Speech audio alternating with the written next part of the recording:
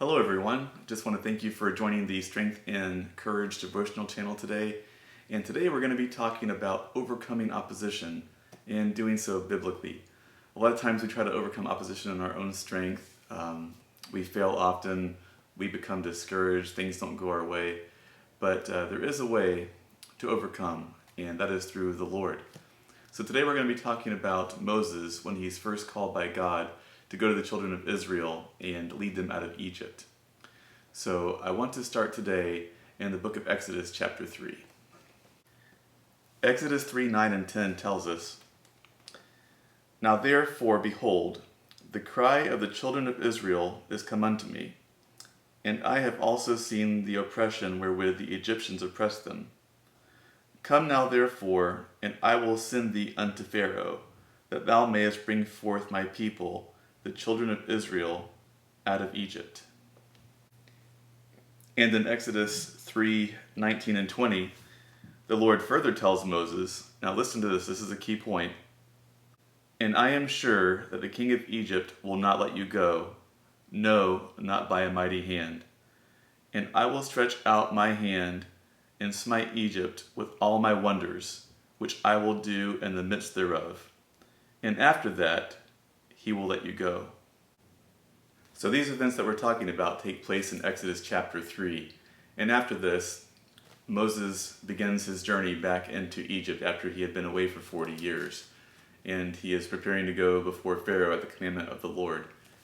And so we fast forward to Exodus chapter 5, and Aaron and his brother Moses go before Pharaoh, and he takes before him the commandment that the Lord had given him.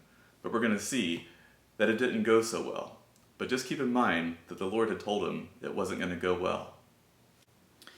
We see here in Exodus chapter 5, verses 1 and 2, "And afterward Moses and Aaron went in and told Pharaoh, Thus saith the Lord God of Israel, Let my people go, that they may hold a feast unto me in the wilderness. And Pharaoh said, Who is the Lord, that I should obey his voice to let Israel go? I know not the Lord, neither will I let Israel go."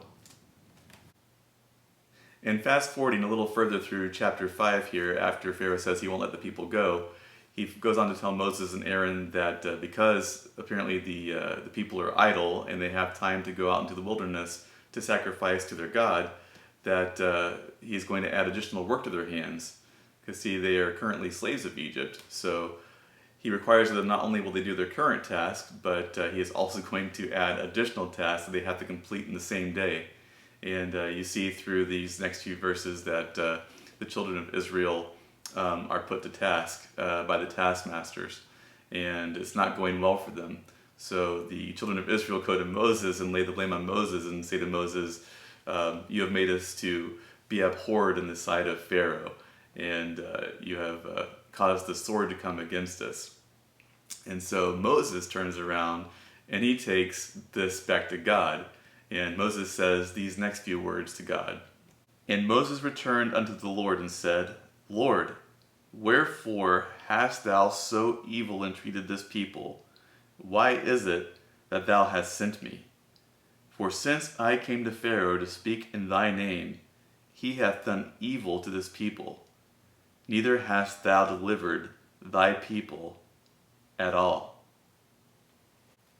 So Moses asked the Lord why he allowed evil to come to the people, but the Lord had warned him that Pharaoh would not hearken to his words and let the people go. God allowed this opposition to take place, but God would still ultimately deliver them. And it makes you think how often we jump to accusing the Lord when things don't go well for us, especially when we know or believe he has sent us on a mission or down a path, or even just fulfilling a promise that's in his word. Even when we try to live out the commands of his word, we can find a fierce fight and sudden apparent defeat. Even though we already know he tells us, "You will find trouble in the world, but fear not, I have overcome the world." And we know the great exhortations, he will never leave us nor forsake us.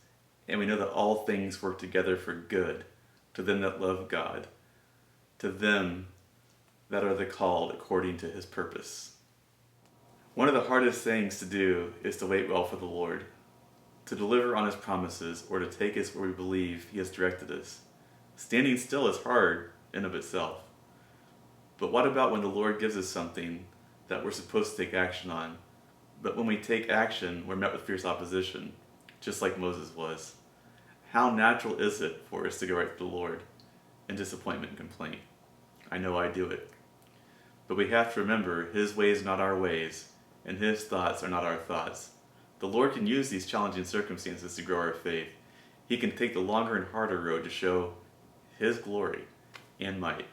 And sometimes He allows Satan to oppose us for a season. But even so, we can always be assured that His paths lead to the greater good. What He promises, He will accomplish. We only need to be prepared to put on the armor of God, march to the tune of His voice, even when we're turned back 10 times, even beyond 10 times. Stay alert, seek counsel and prayer, obey His voice, and walk in faith towards victory today. So I just want to thank everybody again for joining the Strength and Courage channel today. I hope and pray that this devotional was a help to you, and also want to invite you, as always, to please feel free to leave a comment for prayer requests or anything you'd like to talk about in the comment section below.